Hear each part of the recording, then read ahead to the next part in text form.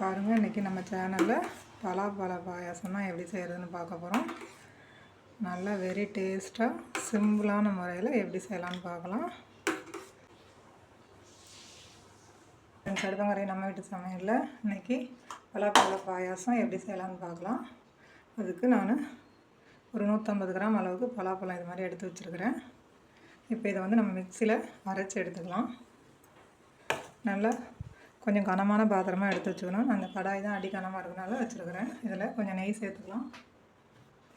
இப்போ இந்த நெய்யில் நம்ம வந்து முந்திரி வந்து வறுத்து எடுத்துக்கலாம்.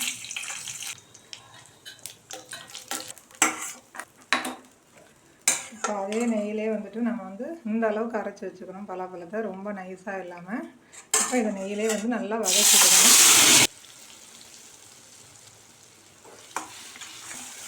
உங்களுக்கு பொடியாக கட் பண்ணி சேர்க்கணுன்னா கூட நீங்கள் சேர்த்துக்கலாம். நான் இது மாதிரி அரைச்சி போட்டு கொடுப்பேன். அது கொஞ்சம் பொடியாக கட் பண்ணி சேர்க்கும்போது கொஞ்சம் வேகிறது கொஞ்சம் லேட் ஆகும். இது கொஞ்சம் ஈஸியாக வேலை முடிஞ்சிடும், சீக்கிரமாக வதங்கிடும். கொஞ்சம் நெட்டாக இல்லாமல் நல்லா கொஞ்சம் குலைவாக இருக்கும்.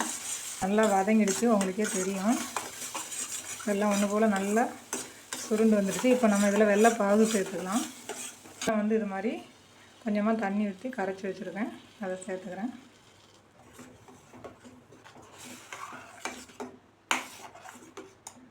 ஐம்பது கிராம் அளவுக்கு நான் வந்து சவ்வரிசி வந்து கொஞ்சம் நேரம் ஊற வச்சு இது மாதிரி வேக வச்சு வச்சுருக்கேன். இப்போ நம்ம இதை வந்து சேர்த்துக்கலாம்.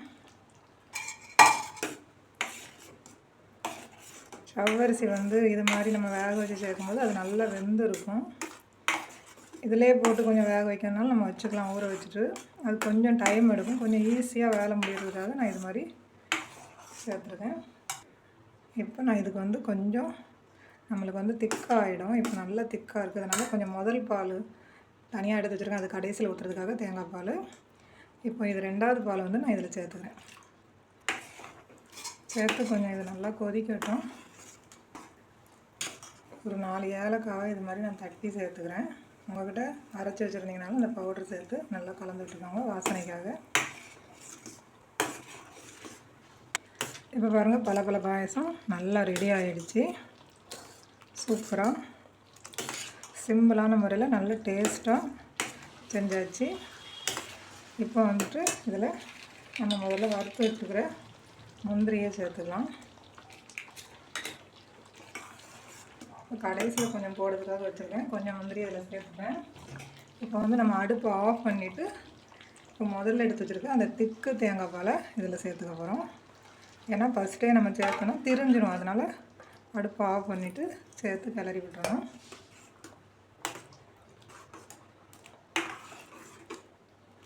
இப்போ பலாப்பழ பாயசம் சூப்பராக ரெடி ஆகிடுச்சு. செம்ம டேஸ்ட்டாக இருக்கும். நம்மளுக்கு சீசனில் தான் வந்துட்டு இந்த பலாப்பழ பாயசம் செய்ய முடியும். இப்போ பலாப்பழ சீசன். நீங்களும் இது மாதிரி செய்து பாருங்கள். வீடியோ பிடிச்சிருந்தால் லைக் பண்ணுங்கள், உங்கள் ஃப்ரெண்ட்ஸோடு ஷேர் பண்ணுங்கள்.